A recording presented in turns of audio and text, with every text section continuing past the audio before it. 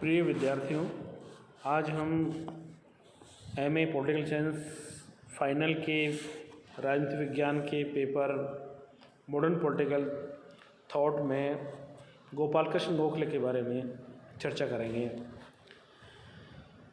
गोपाल कृष्ण गोखले, जिनका समय 1866 से 1915 के बीच में रहा, गोखले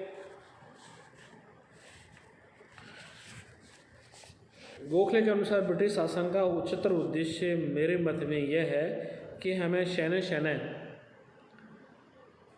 और सुनियोजित रूप से देश के प्रशासन में भागीदारी दी जाए ताकि कालांतर में प्रशासन वास्तविक रूप से हमारा हो जाए।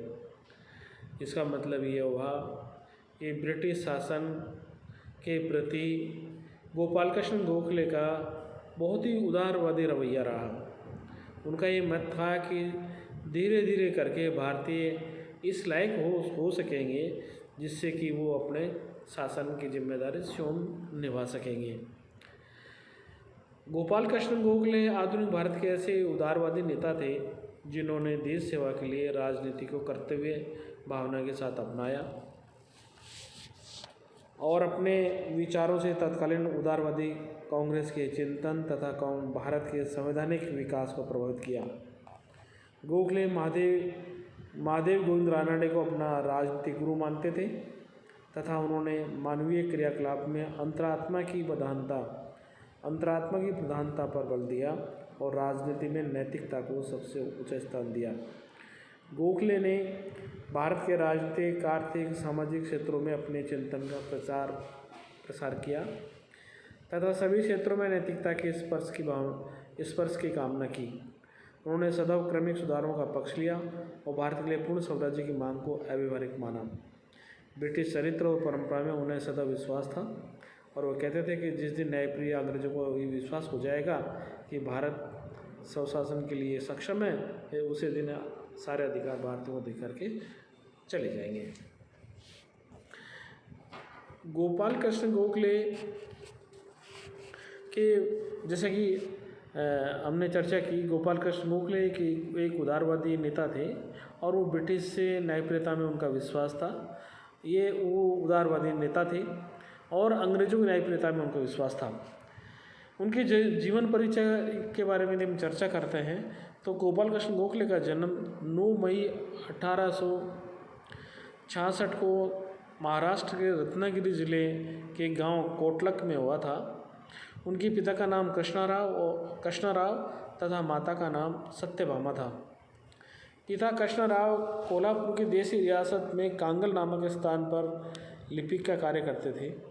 वे महाराष्ट्र के प्रसिद्ध चित्पावन समुदाय के ब्राह्मण थे। कागल में गोखले की स्कूली शिक्षा प्रारंभ हुई। गोपाल कृष्ण गोखले के एक भाई गोविंद तथा 4 बहनें थीं। गोपाल के जीवन की प्रारंभिक 10 वर्ष गांव में बीते। मात्र 13 वर्ष की आयु में उनके पिता का देहांत हो गया। उनके पश्चात उनके चाचा ने श्री अनंत ने उनके परिवार की पूरी सहायता की। वे गोखले की माँ और 4 बहनों को थामला ले गए और गोखले के बड़े भाई गोविंद के लिए नौकरी की व्यवस्था की।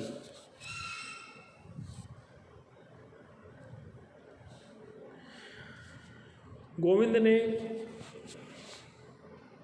नौकरी करते हुए परिवार गोपाल कृष्ण की शिक्षा का सारा भार उठाया। 1881 में 15 वर्ष की आयु में गोपाल कृष्ण गोखले ने 10वीं की परीक्षा पास की और गोखले ने कोल्हापुर के राजा राम कॉलेज में प्रथम वर्ष में प्रवेश लिया। राजा राम कॉलेज में प्रथम वर्ष उत्तीर्ण करने के पश्चात वे दक्खन कॉलेज पूना के छात्र बने और अंततः 1884 में उन्होंने स्नातक की परीक्षा एल्फिंस्टन कॉलेज मुंबई से उत्तीर्ण की। गोपाल कृष्ण की अंग्रेजी साहित्य और गणित में विशेष रुचि थी। एडमंड बर्क की पुस्तक रिफ्लेक्शंस ऑन फ्रेंच रिवॉल्यूशन को उन्होंने कंठस्थ कर लिया। गोखले ने 35 रुपये प्रति माह के वेतन पर न्यू इंग्लिश स्कूल में शिक्षक पद पर कार्य करना आरंभ किया। बाद में स्कूल फर्ग्यूसन कॉलेज में बदल गया। गोखले उसके पश्चात भी इसमें अपनी सेवाएं देते रहे। उन्होंने व्यवसाय के रूप में शिक्षण को अपनाया और पूना के दक्कन एजुकेशन सोसाइटी के आजीवन सदस्य बन गए। उन्होंने उन्होंने 75 रुपये मासिक वेतन पर सोसाइटी की सेवा करने का संकल्प लिया और 1902 में सोसाइटी से सेवानिवृत्त होकर पूर्णकालिक सार्वजनिक जीवन के लिए नए चरण में प्रवेश किया। 1892 से 1898 तक गोखले दक्कन एजुकेशन सोसाइटी के सचिव रहे। कालांतर में इस संस्था के प्रमुख प्रवक्ता भी बन गए। सोसाइटी की सेवा के दौरान ही गोखले बाल गंगाधर तिलक, आगरेकर, जस्टिस रानडे के संपर्क में आए। रानडे से भी इतने प्रभावित थे वे कि स्वयं को रानडे का शिष्य घोषित किया। रानडे के प्रोत्साहन से गोखले पुणे की सार्वजनिक सभा में शामिल हुए और 1888 में उसके सचिव बने। सार्वजनिक सभा नौकरशाही के विरुद्ध संगठित और दायित्वपूर्ण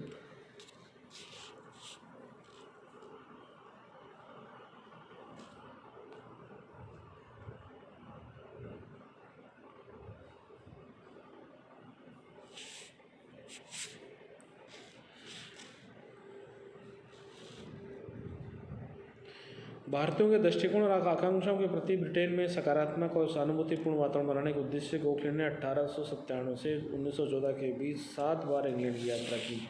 इंग्लैंड से लौटने के पश्चात गोखले अस्वस्थ रहने लगे, किंतु उनके सार्वजनिक कार्य में उनकी रुचि कम नहीं हुई। वे क्षमता से अधिक कार्य करते रहे। परिणामस्वरूप उनका स्वास्थ्य गिरता गया और जीवन के अंतिम दिनों में उन्होंने बॉम्बे की गवर्नर लॉर्ड वेलिंगटन के आग्रह पर भारत में संवैधानिक सुधारों के विषय में सुझाव लिखे, जिन्हें गोखले के राजनीतिक वशतनामा कहा जाता है। 19 फरवरी 1915 को गोखले का पुणे में निधन हो गया और गोखले ने अनेक लेख मराठा और केसरी में प्रकाशित हुए। आगरेकर द्वारा प्रकाशित सुधारक नामक साप्ताहिक पत्र का गोखले ने 4 वर्ष तक संपादन किया और राजनीतिक सभा की त्रैमासिक पत्रिका क्वार्टरली रिव्यू का भी संपादन किया। गोखले के व्यक्तित्व व विचारों पर प्रभाव के बारे में भी हम चर्चा करते हैं तो हम ये पाते हैं कि गोखले के व्यक्तित्व पर, उनके जीवन पर उनके कार्यों पर जो प्रभाव पड़ा, उसका पहला प्रभाव था परिवार का प्रभाव। गोखले को एक तरीके से चारित्रिक दृढ़ता, आत्मसम्मान, दृढ़ इच्छा शक्ति, उदारता और सत्यनिष्ठा आदि गुण माता पिता से विरासत में मिले। उनकी शिक्षा दीक्षा के लिए उनके बड़े भाई भाभी तथा उनके परिवारजनों द्वारा किए गए त्याग ने जीवन के प्रति गोखले के दृष्टिकोण को निर्धारित किया। वे सार्वजनिक जीवन में भी त्याग, तपस्या, कष्टों के प्रति सहिष्णुता आदि का महत्व समझ सके। बाल्यकाल में आर्थिक अभावों के सहने और अध्ययन के लिए संघर्ष करने का गोखले दृष्टिकोण पर निर्णायक प्रभाव पड़ा तथा उन्होंने भारतीय जनता के लिए आर्थिक सुधारों की आवश्यकता और निःशुल्क शिक्षा प्रदान करने के राज्य के दायित्वों का प्रमुखता से प्रतिपादन किया। बाल्यावस्था में गांव में बिताए गए दिनों में उन्होंने ग्राम्य जीवन तथा किसानों की समस्याओं का प्रत्यक्ष अनुभव प्राप्त हुआ, जिसके परिणामस्वरूप उनकी राजनीतिक और आर्थिक क्रियाओं में निर्धनता और अभावों से त्रस्त भारतीयों के हितों की चिंता व पीड़ा निरंतर प्रतिध्वनित होती रही। दूसरा प्रभाव अंग्रेजी शिक्षा का रहा। गोखले की संपूर्ण शिक्षा अंग्रेजी पद्धति पर आधारित रही। उन्होंने अंग्रेजी साहित्य के अतिरिक्त यूरोपीय इतिहास, राजनीतिक विकास का भी व्यापक अध्ययन किया। बीटन की पब्लिक स्पीकर, बेकन की एसेज एडवांसमेंट ऑफ लर्निंग, फोबर्ट की पॉलिटिकल इकोनॉमी तथा बर्क की फ्रेंच रिवॉल्यूशन आदि ग्रंथों का अध्ययन किया। अंग्रेजी साहित्य, अंग्रेजी विवेकवाद, लोकतांत्रिक परंपराओं ने गोखले के जीवन व चिंतन की शैली पर इतना व्यापक प्रभाव डाला कि पश्चिमी उदारवाद उनकी वैचारिक आधारशिला बन गया। उन्होंने उसी के अनुरूप भारत में शैक्षणिक, सामाजिक और राजनीतिक विकास की परिकल्पना की। महान व्यक्तियों से संपर्क।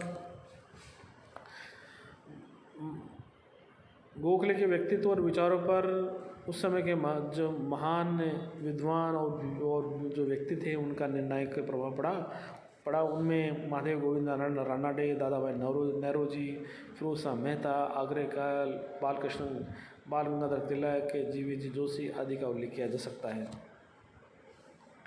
यदि हम क्रमशः यदि करें तो गोखले के जीवन पर जो सबसे बड़ा जो प्रभाव पड़ा वो गोखले का था। सार्वजनिक जीवन के प्रति आकर्षण गोखले पर प्रभाव जिसका पड़ा वो तिलक का था। तिलक के प्रभाव का परिणाम था गोखले तिलक की देशभक्ति, बलिदान की भावना और साहस के सदैव प्रशंसक रहे, आग्रह करके समर्पण भावना, उद्देश्यों की पवित्रता, निर्भीक स्पष्टवादिता, प्रचलित पूर्वाग्रहों के प्रति विद्रोह के भाव तथा विपरीत परिस्थितियों में साहस के निर्वाह आदि से गोखले अत्यधिक प्रभावित हुए। भारत की आर्थिक व राजनीतिक समस्याओं पर दादा भाई नौरोजी की पैनी दृष्टि और सटीक पकड़ से गोखले ने बहुत लाभ उठाया। वे उनकी सहिष्णुता, उदारता, उत्कृष्टता तथा बौद्धिक योग्यता आदि गुणों से अभिभूत थे। दादा भाई से गोखले ने उनके संसदीय जीवन के सूक्ष्म जटिल पक्षों तथा देश सेवा के संवैधानिक तरीकों का ज्ञान ग्रहण किया। गोखले फिरोज शाह मेहता की उदार दृष्टि, भौतिक प्रतिज्ञा, गरिमापूर्ण व्यवहार से बहुत प्रभावित हुए। राजनीतिक विषयों में संकुचित दृष्टिकोण, यथार्थवाद, भारतीय जनता की न्याय समग्रता, आकांक्षाओं की विशिष्ट अभिव्यक्ति व ब्रिटिश सरकार की दमनकारी भूमिका की निर्भीक आलोचना, सार्वजनिक विषयों में नैतिक आग्रह व सत्ता के प्रति प्रतिबद्धता का भाव गोखले ने फिरोज शाह मेहता से लिया। गोखले के व्यक्तित्व पर सर्वाधिक निर्णायक प्रभाव रानाडे का था। गोखले स्वयं को महादेव गोविंद रानाडे का शिष्य मानते थे। रानाडे की शिक्षाओं को गोखले ने अपने चिंतन और आस्था में पूरी तरह से चरितार्थ कर दिया। सार्वजनिक कार्यों के प्रति समर्थन, उदारवादी आग्रह, संवैधानिक साधनों में सुधार में आस्था, व्यक्तित्व आलोक में तथ्यों तथा तर्कों की शुद्धता तथा सामाजिक कार्यों के लिए स्वयं कष्ट और सैनिक तत्परता आदि गोखले के व्यक्तित्व पर रानाडे के प्रभाव का ही परिणाम था। गोखले के सार्वजनिक जीवन को निर्धारित करने वाले व्यक्तियों में जीवीजी जोशी भी प्रमुख थे। जोशी रानाडे के प्रमुख सहयोग थे। वित्तीय व आर्थिक मामलों तथा भारत के औद्योगिक, राजनीतिक तथा संवैधानिक विकास में गोखले की रुचि में रानाडे के साथ साथ जोशी के व्यक्तित्व का भी निर्णायक प्रभाव पड़ा। गोखले के सार्वजनिक जीवन की कुछ प्रमुख घटनाएं हैं जिनमें हम कहें कि प्रोफेसर धर्मचंद जैन और कैलाश दरोगा ने गोपाल कृष्ण गोखले के सार्वजनिक जीवन की महत्वपूर्ण घटनाओं का वो उल्लेख किया है। वो लगभग ये इस तरह से उन्होंने बताया, 24 पॉइंट है इसके, और इसमें यदि क्रमशः यदि हम बताते हैं तो सन 1885 में गोखले के फर्ग्यूसन कॉलेज में अंग्रेजी के अध्यापक नियुक्त हुए। सन 86 में दक्कन एजुकेशन सोसाइटी के आजीवन सदस्य बने। 87 से 1901 तक महादेव गोविंद रानाडे के निर्देशन प्रशिक्षण कार्य किया। 88 में 22 वर्ष की आयु में बम्बई विधान परिषद सदस्य बने। 88 में पूना की सार्वजनिक सभा के सचिव मनोनीत किए। 89 में भारतीय राष्ट्रीय कांग्रेस की सदस्यता ग्रहण की। 1895 में भारतीय राष्ट्रीय कांग्रेस में मंत्री बने। 1896 में दक्कन सभा की स्थापना और उसके सचिव बने। 1897 में इंग्लैंड की पहली यात्रा की। 1902 में फर्ग्यूसन कॉलेज के प्राचार्य पद से सेवानिवृत्त हुई। 1902 में 36 वर्ष की आयु में लेजिस्लेटिव काउंसिल केंद्रीय विधान परिषद सदस्य नियुक्त हुए। 1904 में CIA की उपाधि से विभूषित हुए। 1905 को Bharat Sevak Sangh servants of India society की स्थापना की। 5 में कांग्रेस के प्रतिनिधिमंडल के सदस्य के रूप में इंग्लैंड की दूसरी यात्रा की। 1905 से 39 वर्ष की आयु में कांग्रेस के बनारस अधिवेशन अध्यक्ष निर्वाचित हुए। 1906 में इंग्लैंड की तीसरी यात्रा की और 1906 में कांग्रेस के सूरत अधिवेशन कांग्रेस के विभाजन से अत्यंत दुखी हुए। 8 में इंग्लैंड की चौथी यात्रा की।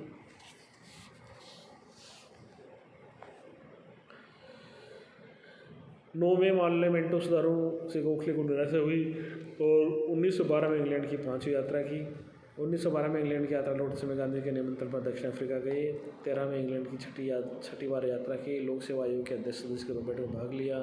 1914 में इंग्लैंड की 7वीं बार यात्रा की और 1915 में 49 वर्ष के आयु में अल्प आयु में पूना में उनका देहावसान हो गया। गोखले के विचारों पर गोखले के राजनीतिक विचार क्या थे? गोखले के अनुसार मनुष्य एक सामाजिक प्राणी है, अतः नैतिक लक्ष्य की सिद्धि ही मानव जीवन का स्वाभाविक साध्य है। राजनीतिक जीवन का एक अंग राजनीति मानव जीवन का एक अंग है। इसके लिए राजनीति को नैतिकता से अलग नहीं किया जा सकता है। सार्वजनिक जीवन की प्रत्येक गतिविधि नैतिक लक्ष्य सिद्धि के ध्येय से प्रेरित होनी चाहिए। नैतिकता के राह पर चलते समय यदि मनुष्य सांसारिक दृष्टि से विफल भी हो जाए तो उसकी नैतिक शक्ति बढ़ जाएगी, उसका जीवन अधिक सार्थक हो जाएगा। गोखले के राजनीतिक विचारों को हम क्रमशः इस तरह के रूप में समझ सकते हैं। गोखले ब्रिटिश उदारवाद में विश्वास था।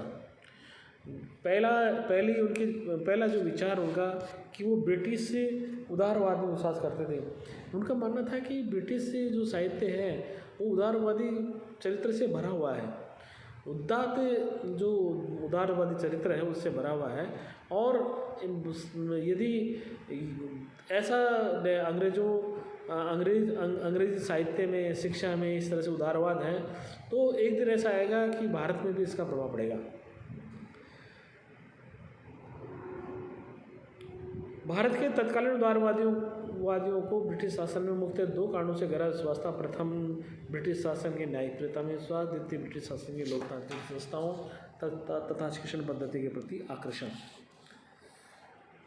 गोपाल कृष्ण गोखले एक व्यावहारिक राजनीतिज्ञ थे जो ब्रिटिश साम्राज्यवादी शासकों के न्याय और उदारता की भावना को उकसाकर उन्हें भारत को अपने साम्राज्य के भीतर ही स्वशासन देने को तैयार करना चाहते थे। वो चाहते थे कि अंग्रेज़ों को जैसे ही हमारी स्वशासन की भावना का पता चलेगा वो हमें शासन हमारे हाथों में सौंप देंगे। गोखले का विचार था कि उग्रवादी साधनों से भारत का अहित होगा। उनके अनुसार आवश्यकता तो यह है कि अंग्रेज़ों के साथ उदारवादी भावना से काम किया जाए। उन्हें ब्रिटिश सरकार से भारतीयों के प्रति समानता की भावना की अपेक्षा थी। दूसरा है, ब्रिटिश शासन भारतीयों के लिए वरदान है। गोपाल कृष्ण गोखले का मानना था कि ब्रिटिश शासन जो है वो कल्याणकारी स्वरूप लिए हुए है और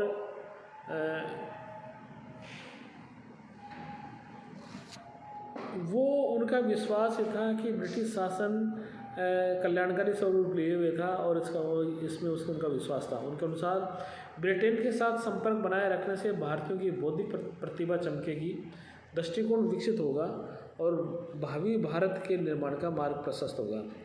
गोखले ब्रिटिश संपर्क को भारत के लिए एक अभिशाप न मान करके एक वरदान मानते थे, क्योंकि उनके अनुसार ब्रिटिश संपर्क के कारण ही भारत में पाश्चात्य शिक्षा का प्रवेश हुआ है। भारतीयों को उदार लोकतांत्रिक व्यवस्था, संसदीय व्यवस्था, संवैधानिक संस्थाओं का ज्ञान प्राप्त हुआ है। ब्रिटिश संपर्क के प्रशंसक होते हुए भी गोखले ने ब्रिटिश शासकों को साम्राज्यवादी जो उनका रवैया था उसकी कटु आलोचना की।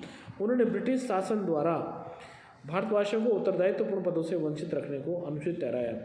तीसरा, राष्ट्रीय एकता और दृढ़ता में विश्वास। गोखले का भारतीय राष्ट्रवाद में अटूट विश्वास था। रानडे की भांति ही गोखले ने देशवासियों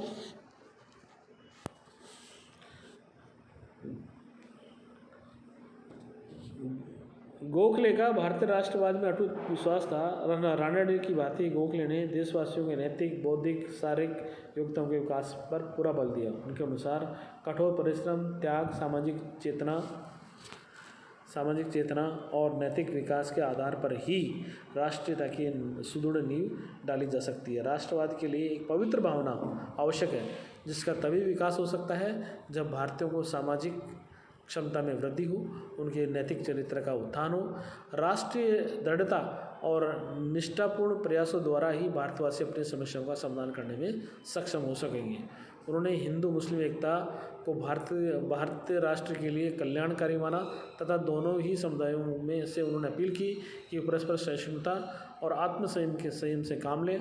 आपसी मतभेदों पर बल देने के बजाय परस्पर मैत्रीपूर्ण सहयोग और सामंजस्य की भावना पैदा करें। नेक्स्ट था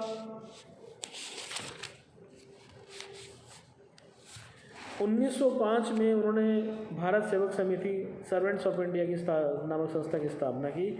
इस संस्था के संविधान में ब्रिटिश संपर्क को भारत की हित साधन के लिए एक प्राकृतिक वरदान माना गया। संविधान में चरित्र और क्षमता निर्माण पर बल दिया गया और कहा गया कि सार्वजनिक जीवन का आध्यात्मिकरण अनिवार्य है। इसमें कहा गया कि हृदय में स्वदेश प्रेम इतना अधिक होना चाहिए कि उसके सम्मुख सभी कुछ तुच्छ जान पड़े। देशभक्ति की ऐसी भावना को ही मातृभूमि के लिए त्याग करने का अवसर पाते ही मन प्रफुल्लित हो। ऐसे निर्भीक बने, किसी भी कठिनाई अथवा संकट में घबरा कर अपने लक्ष्य से विमुख न हो, विधि के प्रति पूर्ण आस्था हो। इन सभी गुणों को धारण करके व्यक्ति को अपने साधन पथ पर अग्रसर हो जाना चाहिए। उस आनंद का आह्वान करना चाहिए जो स्वदेश सेवा में अपने को मिटा देने से प्राप्त होता है। चौथा है राजनीति का आध्यात्मिकरण। गोखले राजनीतिक और सामाजिक जीवन को आध्यात्मिकता से ओतप्रोत करना चाहते थे। उन्होंने राजनीति के आध्यात्मिकरण का संस्थागत प्रयास किया।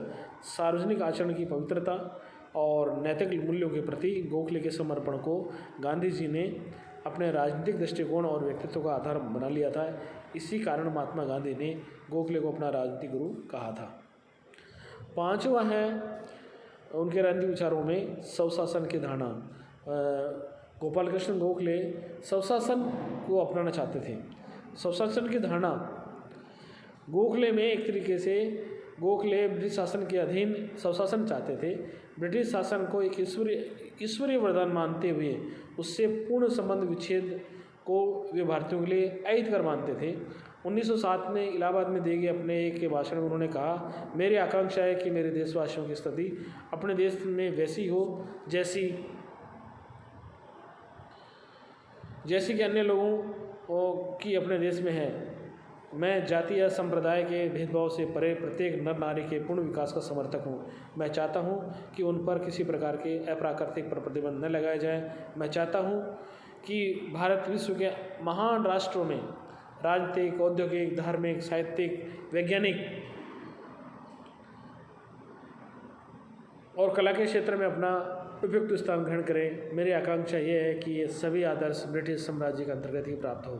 गोखले की स्वशासन की धारणा में हम इन बातों को शामिल कर सकते हैं कि इंग्लैंड में होने वाले सभी परीक्षाएं भारत में हो। सभी ऊंची नियुक्तियां जो भारत में की जाती है वे प्रतियोगिता परीक्षाओं के आधार पर हों। भारतीयों को भारत मंत्री की सभा में, वायसराय की कार्यकारिणी परिषद में, बम्बई और मद्रास के गवर्नर विधान परिषदों में पर्याप्त प्रतिनिधित्व मिले। सर्वोच्च एवं क्रांति विधान परिषदों का विस्तार हो, उसमें जनता को वास्तविक ढंग से प्रभावकारी प्रतिनिधित्व दिया जाए। देश के वित्तीय और कार्यकारी प्रशासन पर जनता का नियंत्रण हो। स्थानीय स्वायत्त संस्थाओं और नगर पालिकाओं की शक्ति में वृद्धि की जाए और उनमें सरकारी हस्तक्षेप नियंत्रण इंग्लैंड में स्थानीय स्वशासी बोर्ड द्वारा इसी तरह के निकायों पर लागू किए गए जाने वाले नियंत्रणों से अधिक न हो। छठा है संवैधानिक साधनों में विश्वास। गोपाल कृष्ण गोखले संवैधानिक साधनों में विश्वास करते थे।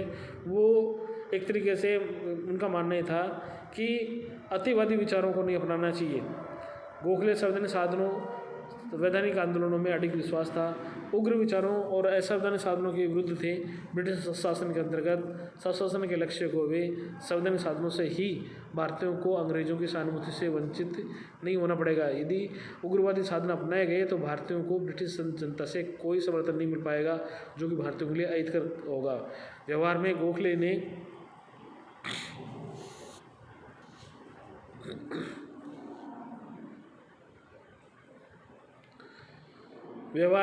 ने ब्रिटिश शासन के प्रति आंदोलन की जो शैली अपनाई उसे आग्रह, प्रार्थना पत्र, विशिष्ट मंडल और विचार विमर्श, रचनात्मक आंदोलन आदि सम्मिलित थे। उनके संवैधानिक साधनों में प्रार्थना पत्र देना, शिष्टमंडल भेजना, विचार विमर्श करना, रचनात्मक आंदोलन, ये सब शामिल थे।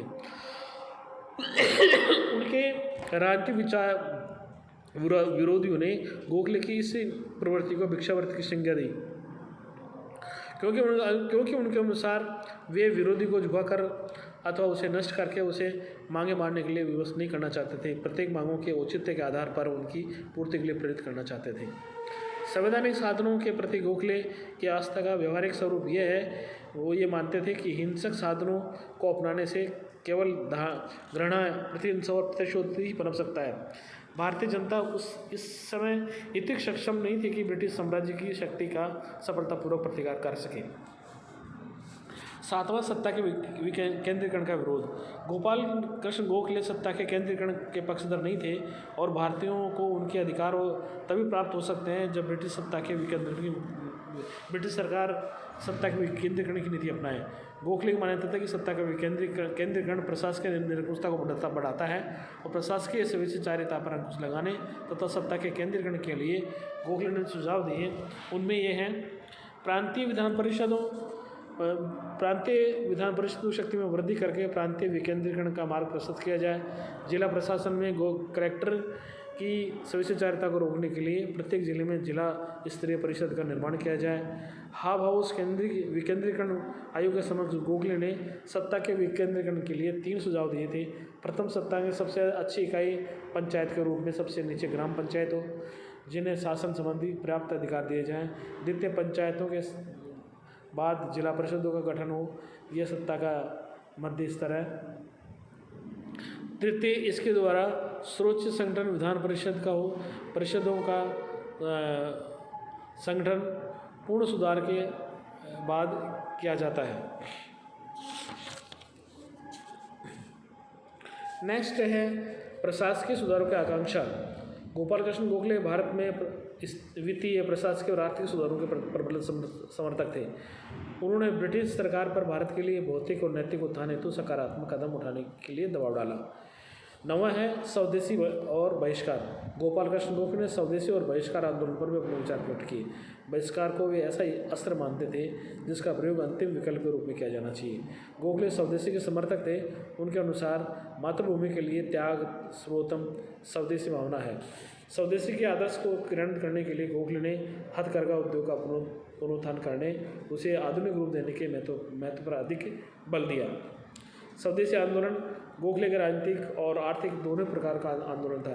गोखले की धारणा थी कि भारत की मुख्य समस्या उत्पादन के लिए पूंजी और साहस की कमी थी। यदि दूसरे देश का कोई व्यक्ति या संगठन भारत में उत्पादन करने में वृद्धि के उद्देश्य से पूंजी और साहस लगाता है तो उसे स्वदेशी की ही संज्ञा दी जानी चाहिए। गोखले के 4 सूत्रीय कार्यक्रम के संदर्भ में भारत के आर्थिक हितों को अग्रसर करने के लिए भारत अन्य देशों की आर्थिक दशाओं का ठोस ज्ञान अर्जित किया जाए। भारतीय उद्योगपति देशी उद्योगों के विकास के लिए वित्तीय संसाधन उपलब्ध कराएं। देश में तकनीकी, वैज्ञानिक और औद्योगिक शिक्षा का विस्तार हो और यथासंभव लोगों द्वारा देश में उत्पादित वस्तुओं का ही प्रयोग किया जाए। मानव प्रगति के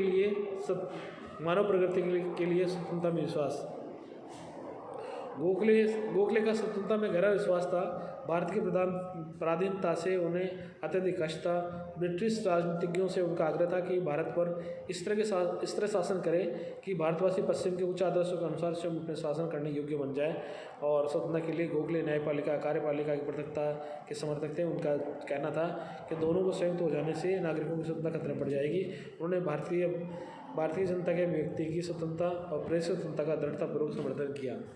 नौकरशाही की अधिकारवादी प्रवृत्ति का विरोध किया। उन्होंने क्रमिक सुधारों में उनका विश्वास था। सांप्रदायिक सद्भावना में उनका विश्वास था। इस प्रकार से मैं आज अपनी वाणी को ही विराम देता हूँ। धन्यवाद।